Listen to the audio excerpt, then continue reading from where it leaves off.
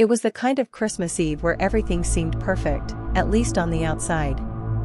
The Winters family's home was wrapped in twinkling lights, casting a warm, golden glow on the fresh blanket of snow outside. Inside, the scent of roasted turkey and cinnamon filled the air, and the crackling of the fireplace was a comforting backdrop to the festive chaos. It was a night that promised joy, laughter, and memories that would last a lifetime. But as the clock struck 8 p.m., an unsettling chill began to settle over the Winters household, and everything would change with a single knock. Mark Winters, the father, stood by the stove, stirring the gravy, with a content smile on his face.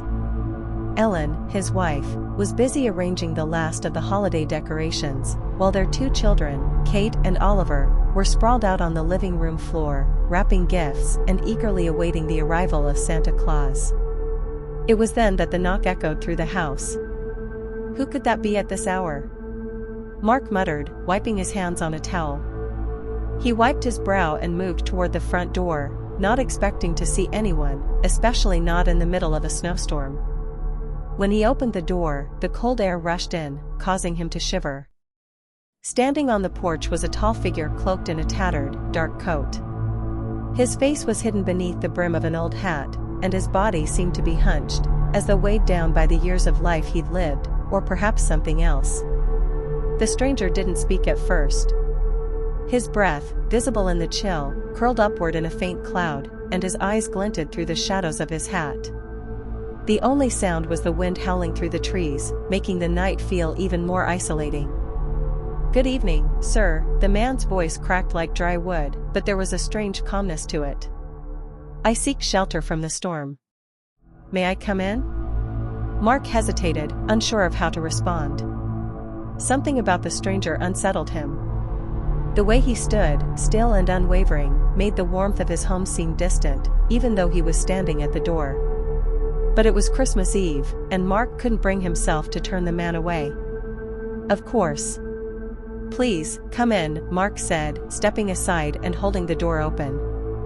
The stranger entered slowly, and as he passed, the air seemed to grow colder, though the fire was still roaring in the hearth. Ellen looked up from her task, her eyes narrowing slightly in confusion, but she didn't say anything.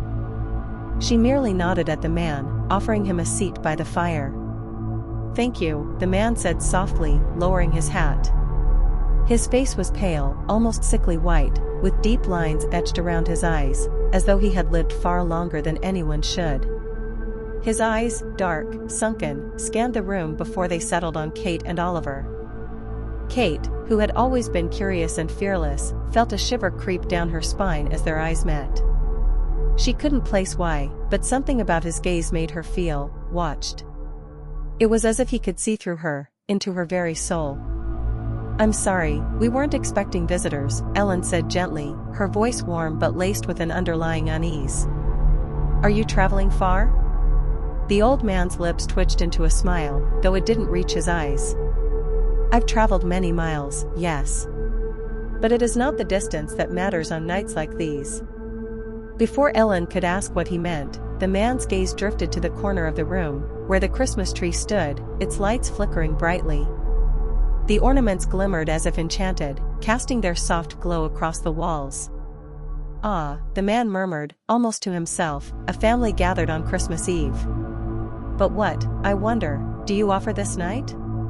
The strange, cryptic question hung in the air like smoke, but Mark quickly shook his head, dismissing it with a nervous laugh. "It's just a tradition, you know? A bit of Christmas cheer, nothing more." The man tilted his head, the shadows around his eyes deepening. "Yes, traditions. But do you know the true cost of your joy?" Before anyone could respond, there was a knock at the door again, more urgent this time. "I'll get it," Oliver volunteered, eager to break the tension, though he felt an odd sense of dread creeping up his back. But when he opened the door, there was no one there. Only a small, intricately carved wooden box sat on the porch, wrapped in a weathered piece of cloth. "Who left this here?" Oliver wondered aloud, picking up the box. His fingers brushed against the cold surface, and for a moment, the room seemed to grow darker. A chill ran through him as he turned to face the old man, who was now standing silently by the fireplace, watching the family intently. "Ah," the old man whispered, a knowing look crossing his face. "A gift. For you." Mark, though skeptical, took the box from Oliver's hands and carefully untied the cloth. Inside, there was no card, no label, only the box itself, a strange, ornate piece of craftsmanship. It seemed out of place in their humble home, its dark wood gleaming faintly in the dim light. The man's voice broke through the stillness. "This is for you. Keep it close. But be warned," he said, his gaze flicking from Mark to Ellen and then to Kate, "some gifts come at a cost. And Christmas always demands a price." A chill crept up Kate's spine as she looked at the box. Something about it felt wrong, as if it were an omen waiting to unfold. But before she could say anything, the old man turned and moved toward the door. "I must go now," he said, his voice low. "The storm will take me soon. Remember, the box, it is not for you to open unless you truly need it." With that, the old man stepped out into the blizzard, vanishing as quickly as he had come. The door slammed shut behind him, but the unease remained. The family stood in silence for a moment, the warmth of the fire doing little to chase away the sudden, gnawing cold. Ellen's voice trembled as she finally spoke. What just happened?" Mark looked down at the box in his hands, his fingers tight around it. He wasn't sure, but something inside him felt like they had just crossed a line, one that could never be uncrossed. Outside, the wind howled louder than before. And in the darkness, something seemed to watch from the shadows. The morning after the mysterious visitor's departure, the Winters family tried to return to their holiday routine, but something was undeniably off. The festive cheer that had once filled their home now felt muted, as if the house itself had absorbed the strange, lingering chill the old man had left behind. Kate couldn't stop thinking about the box. It sat on the mantelpiece, almost mocking her as it gleamed in the soft light of the morning. It was intricately carved, its dark wood appearing almost too perfect. She could feel it drawing her attention like a magnet, even as she tried to focus on decorating the tree with her younger brother, Oliver. Every time she glanced at the box, an unease settled in the pit of her stomach, growing with every passing hour. She tried to push it from her mind, focusing on the usual Christmas festivities. The family opened stockings, shared laughs, and had breakfast together. But there was no escaping the strange feeling that had taken root in their home. The air felt colder than usual, and no matter how high they turned up the heat, the house remained frigid, especially near the fireplace where the box rested. "Mom, I don't like it," Kate said, glancing nervously toward the mantelpiece as she helped Ellen with the dishes. "The box, it feels wrong. I don't want it here anymore." Ellen smiled softly, though there was a subtle strain in her expression. "It's just a gift, honey. I'm sure it's nothing. People leave things behind all the time." But even she couldn't hide the faint shiver that passed through her as she wiped her hands on a towel. That afternoon, as the family gathered in the living room, a strange series of events began to unfold. The Christmas lights on the tree flickered, first gently, then violently. The flames in the fireplace crackled, dancing erratically, casting eerie shadows across the room. "I'll fix it," Mark muttered, rising from his chair to check the lights. But the moment he reached for the plug, the lights went out entirely, plunging the room into darkness. "Dad?" Oliver asked, his voice trembling. "What's happening?" Before Mark could respond, a loud bang came from upstairs, followed by what sounded like furniture being overturned. Everyone froze. "Who's upstairs?" Ellen asked, her voice tight with concern. "We're the only ones here," Mark replied, already heading up the stairs with a flashlight in hand. "Stay here. I'll check it out." Kate and Oliver watched nervously as their father disappeared into the shadows of the hallway. They sat in the silence, hearts pounding in their chests. Minutes later, Mark returned, his face pale, his expression confused and uneasy. "There's nothing up there," he said, though his voice was unsteady. "But it feels wrong. Like something was in the room, moving around." The family exchanged uneasy glances, their nerves fraying as the unease in the house grew. The sudden cold, the strange noises, the flickering lights, it all seemed too coincidental. "I'm going to move the box," Kate insisted suddenly, standing up and marching toward the mantelpiece. "We can't leave it here. It's doing something to the house. To us." But just as her fingers brushed the surface of the wooden box, a cold wind howled through the room, causing the curtains to flutter violently. Kate recoiled, her heart hammering in her chest. The temperature seemed to drop even further, and her breath came out in visible clouds. "I told you," a voice whispered in her ear. Kate spun around, heart racing, but no one was there. "Did you hear that?" she asked breathlessly. "What?" Ellen looked up from where she was kneeling on the floor, her face twisted in confusion. "Someone just whispered," Kate said, her voice trembling. "It said, 'I told you.'"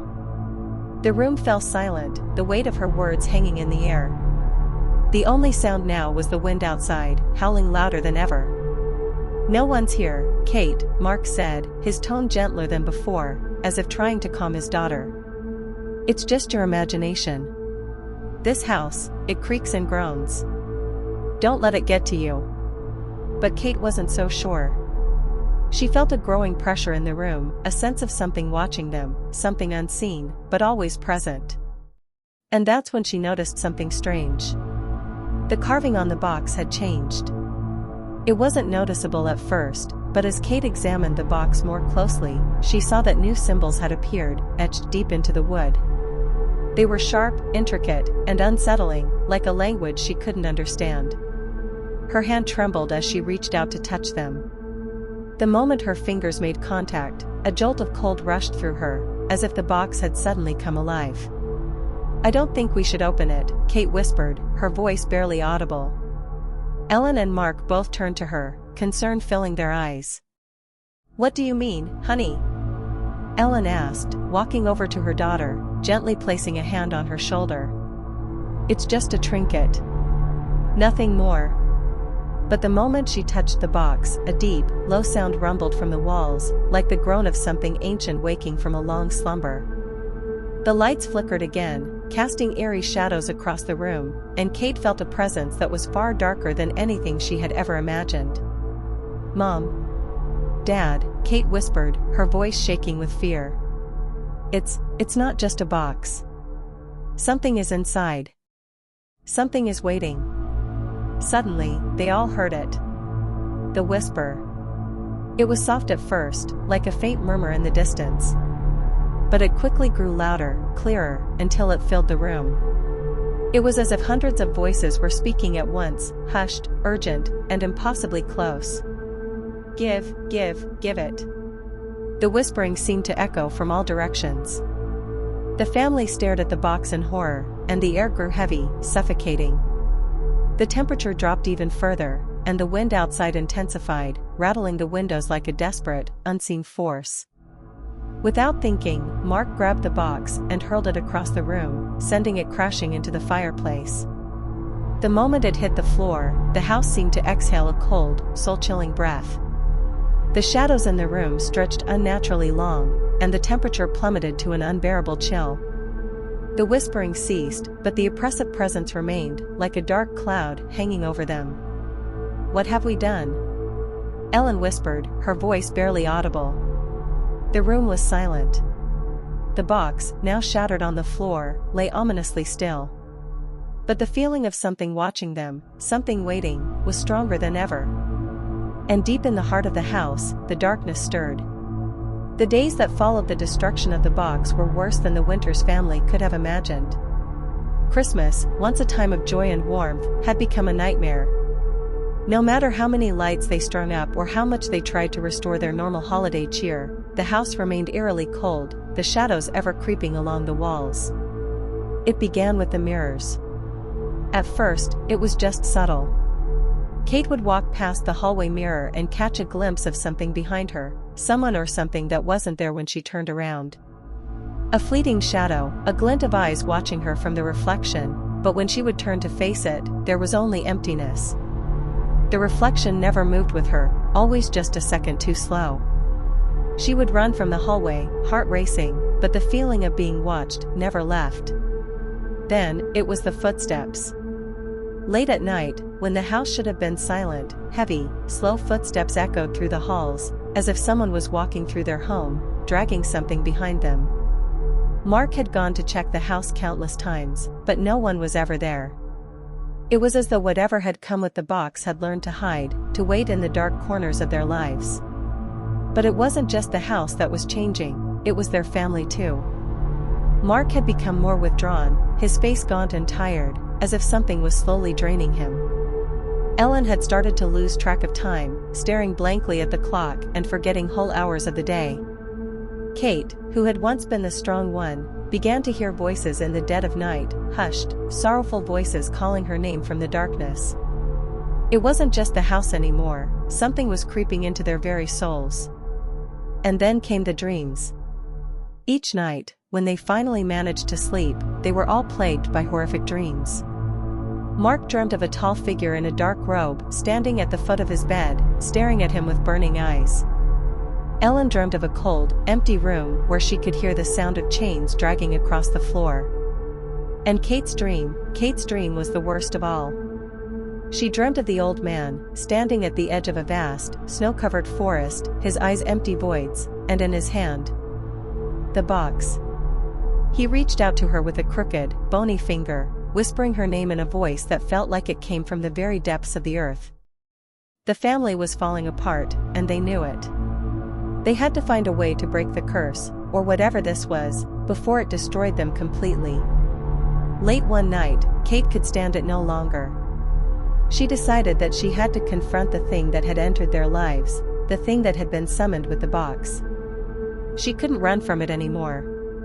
With trembling hands, she grabbed a flashlight and snuck downstairs. The house was silent, but the shadows seemed to pulse and shift around her. She made her way to the fireplace, where the box had shattered. But when she reached it, her breath caught in her throat. The box, broken and empty just days ago, was whole again. Not a scratch, not a crack marred its surface.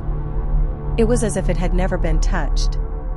As if it had been waiting for her. Kate's heart raced in her chest, but she stepped forward, compelled by a force she couldn't resist. She reached out to touch it, and as her fingers brushed the smooth wood, the lights flickered and the air thickened.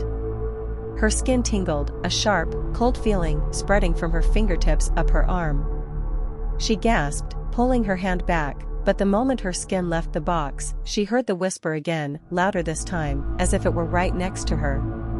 "Give it back." Kate stumbled back, the world spinning around her as a low, guttural sound began to fill the room. The shadows grew long and twisted, stretching across the walls, reaching for her.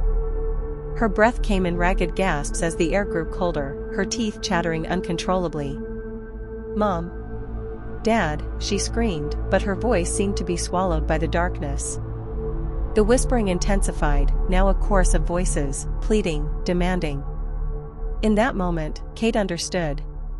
The box was not merely an object, it was a gateway, a vessel for something far older and far darker than she could ever comprehend.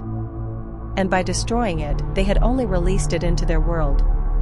The whispers grew into frantic screams, and Kate felt herself being drawn into the darkness. Her feet moved against her will, pulled toward the box, and she couldn't fight it. She reached out to it again, but before her fingers could make contact, a figure appeared from the shadows. It was the old man. His face was more monstrous now, his eyes hollow, his skin stretched tight over a skeletal frame. He loomed over Kate, his cold, dead breath sending a wave of nausea through her. "You shouldn't have opened it," the man rasped, his voice low and menacing. "You cannot escape it now."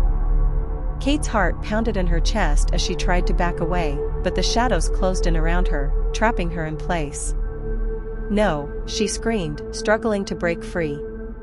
"Please. We didn't mean to." But the man only smiled, a twisted, grotesque grin that seemed to stretch unnaturally across his face. "It's too late for apologies," he whispered, his voice fading into the blackness. "The price has already been paid." The air in the Winters house grew unbearable. It was as though the very walls themselves were closing in on the family, the darkness creeping into every corner, suffocating everything it touched. Kate's desperate cries for help were lost in the abyss, drowned out by the sound of distant thunder and the never-ending howling of the wind. Mark and Ellen rushed down the stairs, panic in their eyes as they found Kate in the center of the living room, frozen in place, staring at the box as if it held her in its grip.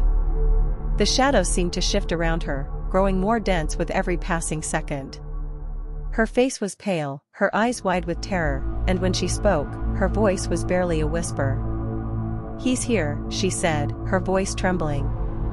"The old man. He's inside us." Mark rushed to her side, but as his hand reached for her, the room seemed to twist. The shadows coiled like serpents, pulling them all closer to the center of the room, toward the box. "We have to destroy it," Ellen cried, her voice hoarse with fear. "We have to get rid of it, once and for all." But the moment Ellen touched the box, everything changed. The room shook violently, the windows rattling, and a low growl echoed from the depths of the earth. The walls seemed to pulse, and the temperature plunged to sub-zero levels. The family was no longer alone. The darkness, the ancient entity that had been released, was all around them, suffocating them in its endless cold. The old man's voice echoed through the room. "You cannot destroy what is already inside." The last thing Mark heard before the darkness consumed them all was Kate's voice, barely audible, whispering, "I'm sorry. I'm so sorry." And then, there was nothing but silence.